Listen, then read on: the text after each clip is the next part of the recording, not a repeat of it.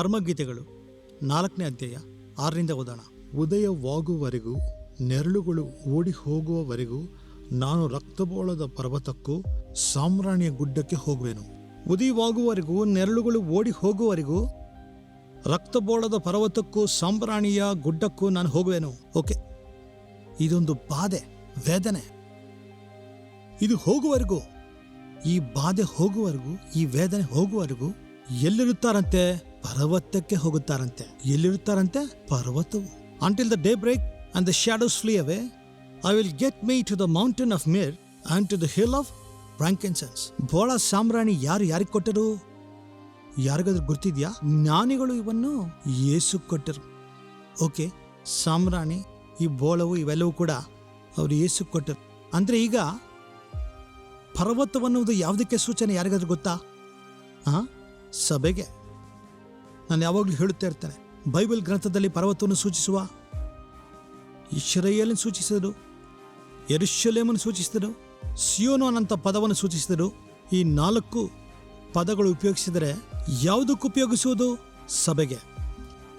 ಈ ಮಾತುಗಳನ್ನು ಸಭೆಯ ಸಂಗಡ ಹೋಲಿಸುತ್ತಿದ್ದಾರೆ. ಸಭೆಗೆ ಉಪಯೋಗಿಸುವಂತೆ. ನನಗೇನಾದರೂ ನಡೆಯಬೇಕು, ಏನಾದರೂ ಹೋಗಬೇಕು, ಬಿಸಿಲು ಹೋಗಬೇಕು, ಈ ನೆರಳು ಹೋಗಬೇಕು, ಈ ಕತ್ತಲೆ ಹೋಗಬೇಕು, ಈ ಬಿಸಿಲು, ಈ ಭಯಂಕರವಾದ ವೇದನೆ ಹೋಗಬೇಕು, ಈ ಕತ್ತಲೆ ಶಕ್ತಿಗಳು ಹೋಗಬೇಕು, ಇವೆಲ್ಲವೂ ಹೋಗಬೇಕು ಅಂದುಕೊಂಡರೆ ಎಲ್ಲಿಗೆ ಹೋಗಬೇಕಂತಿದೆ? ಇಲ್ಲಿ 6ನೇ ವಾಕ್ಯದಲ್ಲಿ ರಕ್ತಬೋಳದ ಪರ್ವತಕ್ಕೂ ಸಾಮ್ರಾಣಿಯ ಗುಡ್ಡಕ್ಕೂ ಹೋಗುವೆನು. ಅಂದರೆ ಪರ್ವತವು ಯಾವುದಕ್ಕೆ ಸಮಾನ? ಸಭೆಗೆ. ಪರ್ವತವು ಅಂದರೆ ಸಭೆ. ಯಾವುದಾದ್ರೂ ಒಂದು ಬಿಡುಗಡೆ, ದೊಡ್ಡ ಅದ್ಭುತವು ಹೋಗಬೇಕು. ಸಮಥಿಂಗ್ ಶುಡ್ ಗೋ ಅವೇ. ಏನೋ ಒಂದು ನಡೆಯಬೇಕು. ಬಹಳ ಜನ ಹೇಳ್ತಾರೆ, ದೇವ್ರು ಏನು ಮಾಡಿದ್ದಾನೆ, ಆದರೆ ಆ ದೇವಾಲಯದಲ್ಲಿ ಇರಬೇಕು. ನನ್ನ ಬಾಧೆ ಸಂತೋಷವಾಗಿ ಬದಲಾಗುವವರೆಗೂ ನಾನು ನಿನ್ನ ಸನ್ನಿಧಿಯಲ್ಲೇ ಇರುತ್ತೇನೆ, ನಾನು ಆತನಲ್ಲಿ ಕಾಯುತ್ತಲೇ ಇರುತ್ತೇನೆ. This is the key. ಇದೇ ಮುಖ್ಯವಾದ ಬಿಡುಗಡೆಗೆ. ಕರೆಯಲ್ಪಟ್ಟವ್ರಿಗಾದ್ರೆ ಬಿತ್ತುವನು ಬಿತ್ತುತ್ತಲೇ ಹೋಗುತ್ತಾನೆ ಅಂತ ಹೇಳ್ತಾನೆ. ಏರ್ಪಾಟು ಮಾಡಿಕೊಂಡವರಿಗೇನೋ ಪರ್ವತದ ಮೇಲೆ ಅದರ ಮರ್ಮವನ್ನು ಹೇಳುತ್ತಾನೆ. ಏನು ಪ್ರಭು ಅಂದ್ರೆ ಯಾರಿಗೆ? ಏರ್ಪಾಟು ಮಾಡಿದವರಿಗೆ ಆ ಮರ್ಮಗಳು. ನೀವೆಲ್ಲರೂ ನನ್ನ ರಕ್ತವನ್ನು ನನ್ನ ಮಾಂಸವನ್ನು ತಿಂದರೆ ಮಾತ್ರ ನೀವು ನನ್ನ ಹಿಂಬಾಲಿಸಲು ಸಾಧ್ಯ. ಅಂದರೆ 488 ಜನ ಹೋಗಿ 12 ಜನರು ಉಳಿತಾರೆ. ನೀವು ಹೋಗ್ಲಿಲ್ವಲ್ಲ ಅಂದ್ರೆ ನಾವೆಲ್ಲಿ ಹೋಗ್ಬೇಕು? ಜೀವ ನೀನೇ ಅಲ್ಲ. ನೋಡಿದ್ರ? ಯಾರಿಗಾದ್ರೆ ಆತನ ಕುರಿತು ಆಳವಾಗಿ ಗೊತ್ತೋ ಅವರು ಆತನಲ್ಲಿ ಸ್ಥಿರವಾಗಿಬಿಡುತ್ತಾರೆ. ಅವರನ್ನೇ ದೇವರು ಪರೀಕ್ಷಿಸಿ ಆಲಸ್ಯ ಮಾಡಿ ಕೊನೆದಾಗ ಏನ್ ಮಾಡುತ್ತಾನೋ ಗೊತ್ತಾ? ಆ ಪರ್ವತದ ಮೇಲೆ ಆ ಗವಿಯಲ್ಲಿ ತಿರುಗುವ ಸಿಂಹದ ಹಾಗೆ, ಇಲ್ಲವಾದರೆ ಚಿರತೆ ಹಾಗೆ ತಯಾರು ಮಾಡುತ್ತಾನೆ. ಹಲ್ಲೆಲೂಯಾ. ಅವರೇ ರಾಜರು. ಅದೇ ಆತನು ಹೇಳುತ್ತಾನೆ, you look from the lions den from the mountains of the leopards. ದೇವ್ರು ನೀನು ಸಿದ್ಧಪಡಿಸುತ್ತಾನೆ. ಯಾಕೆ ಒತ್ತಡದಲ್ಲಿದ್ದಿ?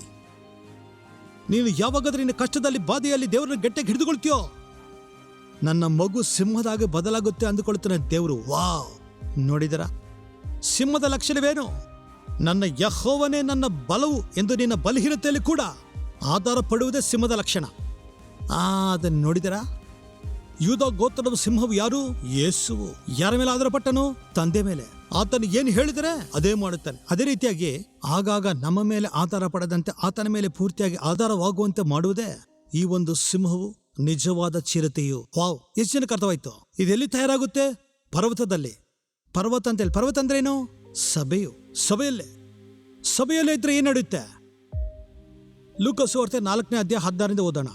ಆತನು ತಾನು ಬೆಳೆದ ನಜರೇತಿಗೆ ಬಂದು ತನ್ನ ಪದ್ಧತಿಯಂತೆ ಸಬ್ಬತ್ ದಿನದಲ್ಲಿ ಸಭಾಮಂದಿರದೊಳಕ್ಕೆ ಹೋಗಿ ಓದುವುದಕ್ಕೆ ಎದ್ದು ನಿಂತನು. ಆಗ ಪ್ರವಾದಿಯಾದ ಯೆಶಾಯನ ಪುಸ್ತಕವು ಆತನಿಗೆ ಕೊಡಲ್ಪಟ್ಟಿತು. ಆತನು ಆ ಪುಸ್ತಕವನ್ನು ತೆರೆದು, ಕರ್ತನ ಆತ್ಮವು ನನ್ನ ಮೇಲೆ ಇದೆ, ಯಾಕೆಂದರೆ ಬಡವರಿಗೆ ಸುವಾರ್ತೆ ಸಾರುವುದಕ್ಕೆ ಆತನು ನನ್ನನ್ನು ಅಭಿಷೇಕಿಸಿದ್ದಾನೆ. ಮುರಿದ ಹೃದಯವುಳ್ಳವರನ್ನು ಸ್ವಸ್ಥಪಡಿಸುವುದಕ್ಕೂ, ಸೆರೆಯಲ್ಲಿದ್ದವರಿಗೆ ಬಿಡುಗಡೆಯನ್ನು ಸಾರುವುದಕ್ಕೂ, ಕುರುಡರಿಗೆ ದೃಷ್ಟಿ ಕೊಡುವುದಕ್ಕೂ, ಜಜ್ಜಲ್ಪಟ್ಟವರನ್ನು ಬಿಡಿಸಲು, ಕರ್ತನ ಅಂಗೀಕೃತವಾದ ವರ್ಷವನ್ನು ಸಾರುವುದಕ್ಕೂ ಆತನು ನನ್ನನ್ನು ಕಳುಹಿಸಿದ್ದಾನೆ ಎಂದು ಬರೆದಿರುವುದನ್ನು ಕಂಡು ಓದಿದನು. ಆದರೆ ಈ ಸಾರಿ ಇದೇ ವಾಕ್ಯವು ಯಾರಿಗೆ ಬಂತು? ಯೇಸುಗೆ ಬಂತು. ಇದು ಓದಿ ಆತನ ಏನಂದರು ನೋಡೋಣ. ಆಗ ಆ ಪುಸ್ತಕವನ್ನು ಮುಚ್ಚಿ ತಿರುಗಿ ಪರಿಚಾರಕನ ಕೈಗೆ ಕೊಟ್ಟು ಕೂತುಕೊಂಡನು. ಆಗ ಆ ಸಭಾಮಂದಿರದಿದ್ದ ಎಲ್ಲರೂ ಕಣ್ಣುಗಳು ಆತನನ್ನೇ ದೃಷ್ಟಿಸಿತು. ಆತನು ಅವರಿಗೆ, ನೀವು ಕಿವಿಯಿಂದ ಕೇಳಿದ ಈ ಬರಹವು ಈ ದಿವಸ ನೆರವೇರಿತು ಎಂದು ಹೇಳಲಾರಂಭಿಸಿದನು. ದೇವರು ಆಶೀರ್ವದಿಸಲಿ ಅಂತ ಹೇಳುತ್ತಿಲ್ಲ. ಇಷ್ಟು ಕಾಲ ನೀವು ಕೇಳಿ ಮನೆಗೆ ಹೋಗ್ತಿದ್ದೀರೇನೋ, ಇದೇನೋ ಬರೀ ವಾಕ್ಯದಂತೆ ಕೇಳಿ ಹೊಟ್ಟು ಹೋಗ್ತಿದ್ದೀರೇನೋ, ಈ ದಿನ ಇದು ನೆರವೇರಿತು ಅಂತಿದ್ದಾನಂತೆ. ಅಂದ್ರೆ ಈಗಿನವರೆಗೂ ರೆಗ್ಯುಲರ್ ಆಗಿ ಬಂದು ಹೊರಟೋಗುತ್ತಿದ್ದೀರೇನೋ, ಈ ದಿನ ನಿಮ್ಮ ಬಂಧಕಗಳೆಲ್ಲ ಹೋಗಿ ಹೊರಗೆ ಹೋಗುತ್ತೀರ ಅಂತ ಹೇಳ್ತಿದ್ದಾನೆ ದೇವರು. ಆದ್ದರಿಂದ ಸಾಮಾನ್ಯ ವಾಕ್ಯವು ಪ್ರತ್ಯಕ್ಷ ವಾಕ್ಯವಾಗಿ ಬದಲಾಯಿತು. ಆ ದಿನ ಸಾಮಾನ್ಯ ವಾಕ್ಯವು ಪ್ರವಾದನೆ ವಾಕ್ಯವಾಯಿತು. ಸಾಮಾನ್ಯದ ವಾಕ್ಯವು ಬಲವಾದ ಆಹಾರವಾಯಿತು. ಪ್ರತಿ ಸಾರಿ ಓದುವ ವಾಕ್ಯವು ಈ ಸಾರಿ ಏನಾಯಿತು? ಪ್ರವಾದನೆ ವಾಕ್ಯವಾಯಿತು. ಅದ್ಭುತ ವಾಕ್ಯವಾಯಿತು. ನಗುವನ್ನು ಮುರಿಯುವ ವಾಕ್ಯವಾಯಿತು. ಪ್ರತಿ ಸಾರಿ ಕೇಳುವ ವಾಕ್ಯವು ಏನಾಯಿತು? ನೆರವೇರುವ ವಾಕ್ಯವಾಗಿ ಬದಲಾಯಿತು.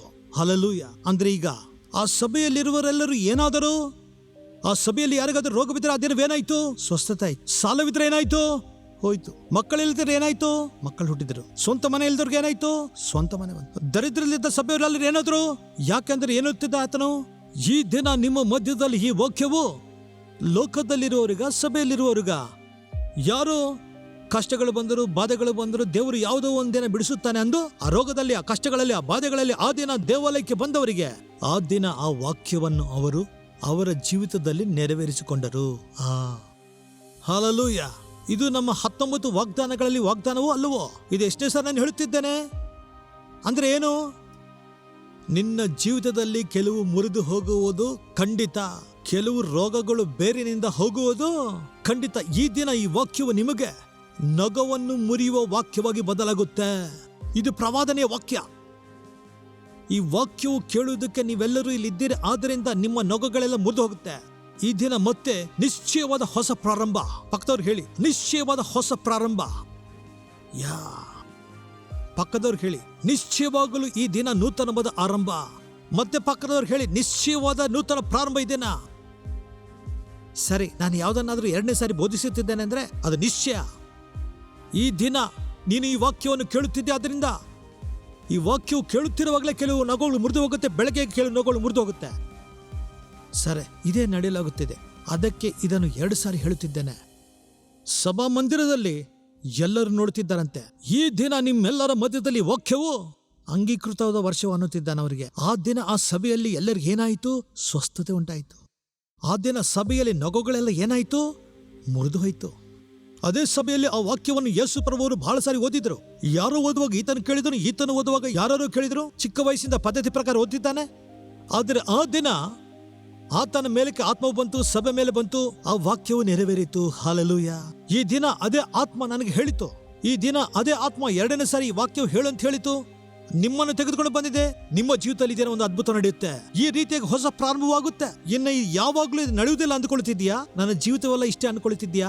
ದೇವರು ಕೆಲವು ವಿಷಯಗಳು ಬದಲಾಯಿಸುತ್ತಾನೆ. ಇಲ್ಲಿವರೆಗೂ ಕನಸುಗಳನ್ನು ನೋಡಿ ನೋಡಿ ಇದು ನಡೆಯುವುದಿಲ್ಲ ಅಂದ್ಕೊಳ್ತಿದ್ಯಾ? ಈ ವಾಕ್ಯವನ್ನು ಕೇಳುತ್ತಿರುವ ನಿನಗೆ ಖಂಡಿತವಾಗ್ಲಿ ನಡೆಯುತ್ತೆ. ನಿಶ್ಚಯವಾಗಿ ಇದು ನಡೆಯುತ್ತೆ. ಆಮೆನ್. ನಿಶ್ಚಯವಾಗಿ ಇದು ನಡೆಯುತ್ತೆ.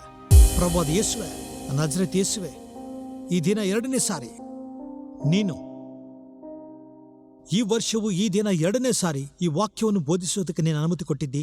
ನೋಡಿ, ಯಾರಾದರೆ ಇನ್ನ ಇಷ್ಟು ವರ್ಷಗಳಾಗೋಗಿದೆ, ದಿನಗಳಾಗೋಗಿದೆ.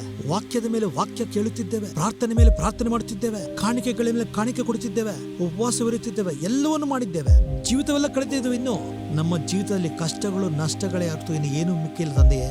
ಆದರೂ ನಿನ್ನ ಹಿಂಬಾಲಿಸುತ್ತಿದ್ದೇವೆ. ಇದು ದೊಡ್ಡ ವಿಶ್ವಾಸವು. ಈ ದಿನ ದೇವರವರು ಹೇಳುತ್ತಿದ್ದಾರೆ, ಈ ವರ್ಷವು ಅಂಗೀಕಾರದ ವರ್ಷವು. ಈ ದಿನ ಆ ನೊಗವನ್ನು ನಾನು ಮುರಿಯುತ್ತೇನೆ. ಯಾವ್ದಾದ್ರು ನಿನ್ನ ಕಳೆದುಕೊಂಡಿದ್ದೆ ಮತ್ತೆ ನಾನು ತಿರುಗಿ ಕೊಡುತ್ತೇನೆ ಅಂತ ದೇವರು ನಾನು ಈ ದಿನ ಈ ಅಂಗೀಕಾರದ ವರ್ಷವನ್ನು ಪ್ರಕಟಿಸುತ್ತಿದ್ದೇನೆ. ಇಲ್ಲಿವರೆಗೂ ಅನೇಕ ವಾಕ್ಯಗಳು ನೀನು ಕೇಳಿದ್ಯೇನೋ, ಅನೇಕ ಪ್ರಾರ್ಥನೆಗಳು ಮಾಡಿಸಿಕೊಂಡಿದ್ದೇನೋ. ಈ ಪ್ರಾರ್ಥನೆ ಈ ದಿನ ನಿಜವಾಗಿ ನೂತನವಾದದ್ದನ್ನು ಈ ದಿನ ದೇವರು ನಿನ್ನ ಜೀವಿತದಲ್ಲಿ ಪ್ರವೇಶಿಸುತ್ತಾನೆ. ನಜರೇತ್ ಯೇಸುವೆ, ನೋಡಿ ಪ್ರಭು, ಪ್ರತಿ ನೊಗವನ್ನು ಮುರಿದು ಬಿಡಿ. ಪ್ರತಿ ವ್ಯಾಧಿ ಅನ್ನುವ ನೊಗ, ರೋಗವನ್ನುವ ನೊಗ, ಮರಣ ಭಯವನ್ನುವ ನೊಗ, ದೀರ್ಘಕಾಲ ರೋಗವಂತ ನೊಗ, ಪಿತೃಗಳ ಶಾಪದಿಂದ ಬರಂತ ರೋಗವಂತ ನೊಗ, ತಂದುಕೊಂಡಂತ ರೋಗಗಳು, ಬೇರೆ ಮುಖಾಂತರ ಬಂದಂತ ರೋಗವೆಂಬಂತ ನೊಗವು ಮುದ್ದು ಹೋಗಬೇಕೆಂದು ಪ್ರಾರ್ಥಿಸುತ್ತಿದ್ದೇನೆ ತಂದೆಯೇ.